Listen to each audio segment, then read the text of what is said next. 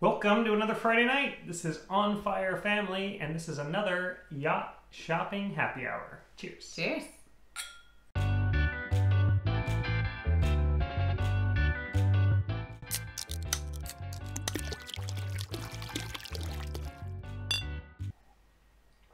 If you are new with us this week, what we normally do on Friday nights is we pull up Yacht World, we go shopping for our great loop boat. We've been at this quite a while. We've done over 50 boat videos of looking at a variety of boats to prepare our family of four for doing the great loop starting in 9 months, a little under 9 months. And you guys have come along, excuse me, for the ride.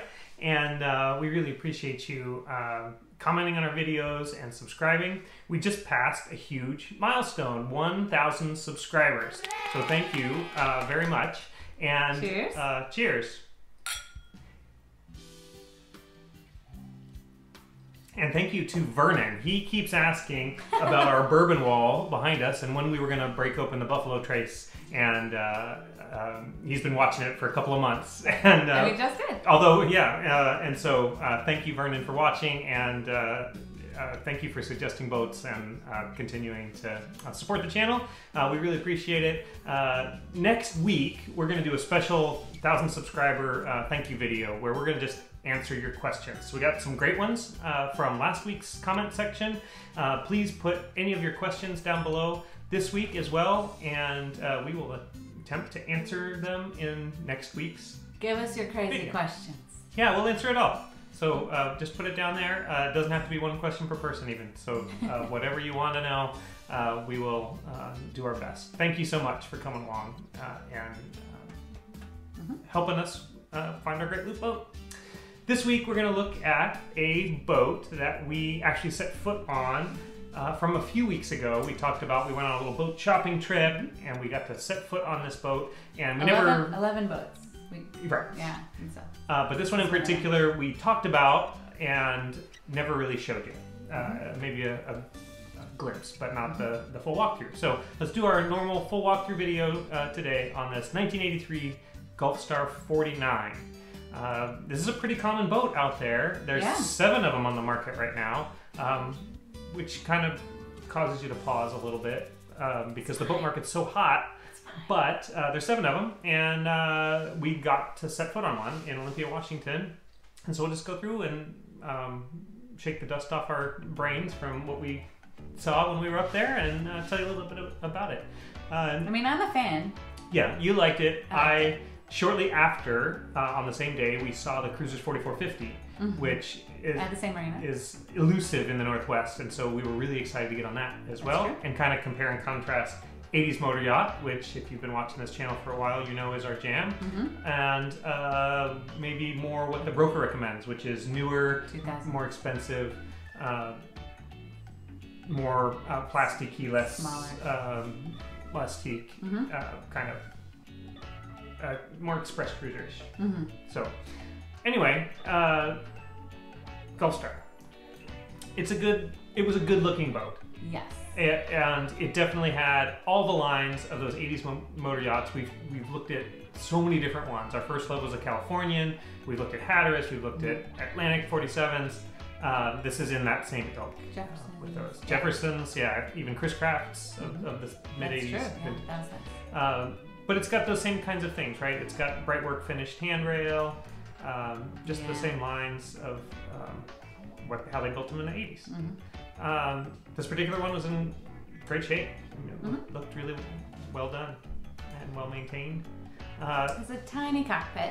Yeah, it's a little elevated deck area. You could probably put a couple of chairs. A deck chair there, but it wouldn't be like the most comfortable. This is a very indoor boat, and so there's not any outdoor seating besides this little cockpit. Yeah, you can put up top. Put a chair out on the bow. You could sit in this little elevated cockpit area. You could maybe go up where the dinghy is stored and toss a low chair. That's the biggest downside for me. But the rest of it, I'm a big fan. Yeah, interior living was great. Regular swim steps. Flush deck, so there's no cockpit at the water level, and so you are climbing that ladder to get up and in or over the side. This one had a hard top. I think that's... which is nice. Yeah, nice for sure. Oh look, and you can fit a paddleboard. Paddleboard across the front. But yeah, you could put some chairs up there and sit. There's no built-in chairs. But, this one had bow and stern thrusters. Lovely. One of the things that I do worry about on this is the huge profile. So if you're trying to dock in any kind of wind, thrusters would probably really big sail, help you out. That's true. Marriage savers in their own right. I mean, there's a human there, and he looks tiny. Tiny. Yeah, compared to the like, that's right. It's a beast. Yeah, it's huge.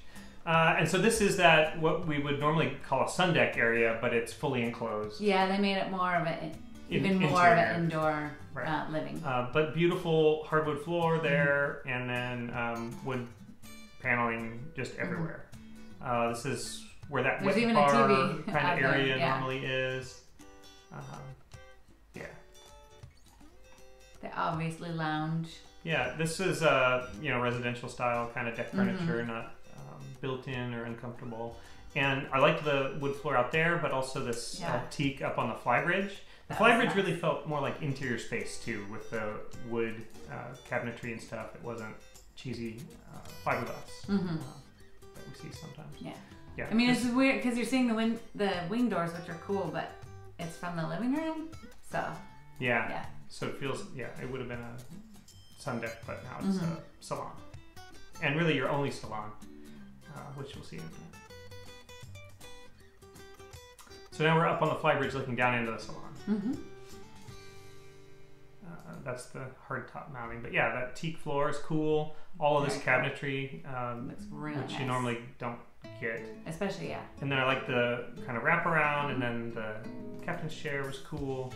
I could definitely see driving from up there. And then this cool pad, I mean, this is a very large area, so toss a couple of bigger than it looks, kids up there with a book or whatever would be pretty cool. This one's been well used. It has like 4,000 hours on the diesels. But, and the engine room kind of shows it, but yeah. And dated just stuff, electronics and such. This is the master. And again, wood paneling just everywhere you look.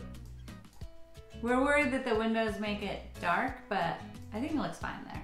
I don't remember walking into it thinking it looked particularly dark. It wasn't the sunniest of days, and it was because the Pacific Northwest. Yeah. But we've seen some Gulfstars where it does just look dark. Yeah. I like it. It looks really classic. Yeah. I forget if it's 3 heads or 2 heads, but both stand-up showers for sure. 2 or 3 stand-up showers. Again, just nice everywhere you look wood. That's in the 3rd stateroom here. So bed, which kind of your feet go into this little cubby area, or it converts into a couch. And then this is heading down into that aft area. This is, I think, a desk chair. This has a full-size kitchen. Like it's a full length. Yeah. So this would be the salon in a normal boat, but it is dinette on one side, kitchen on the other. Yeah. And so it's got this long, drawn-out kitchen area, but you see these appliances are large, full-size. Yeah. Very easy access. And then this is the dinette across. Yeah. So nice for homeschooling and eating together. Yeah. Family time and such. Yeah. You don't have to have the tiny little fold-out table. Yeah. Full laundry too. Like these are full residential stackable washer dryer. Yeah. And then as you're coming down the stairs, you turn the corner, and there's a walk-in. At least the first part's walk-in engine room. So you go down some steps, and then you're in the bilge. Then you have to crouch down. I kind of had to get in there, but it was at least you walk in the door to get there. That's the door to it. And this is the front head bow, and with a queen centerline berth up there. The girls' room. So classic 85 or 83 motor yacht. I guess the other downside is that our son's room is on our side of the engines or of the boat salon, instead of in the forward with the sister. So but I'm pretty sure it's quieter than the Bayliner options. Oh, right. Where, and having all where three of there's us like not crammed even a and door, spread out there. and there's even a space above it. Yeah, and if there's video games or something going on, there can be headphones, and we don't need to be having movie watching there. There's plenty of other spaces in this boat to spread out and watch movies on your iPad or whatever you're gonna do. The engine room, I would say, showed its age, and it did smell like any 1983 motor yacht. The rest of the boat didn't. The rest of the boat didn't. I don't know. I don't know. I came away with this is the boat he was trying to scare me off of. Not really. I mean, it just motor yachts, and it didn't work. It just looks like there's a million things that need to be that need to be addressed. You know? So. But the price is right. Yeah. I mean, I don't know. It just depends how much of your great loop you want to spend in the bilge versus outside scene. Yeah. No. I think is the answer. Anyway, so that's a Gulfstar 49. We looked so at it's still an option because there's there's a bunch of them, and they're spread out all over, so it would certainly be an option. This one's listed at $149,500. Yeah. So again, subscribe. Next week we're going to answer your questions, so put them down in the comments, and we'll do our best to answer them next week. Thanks for coming along, guys. Cheers. Cheers.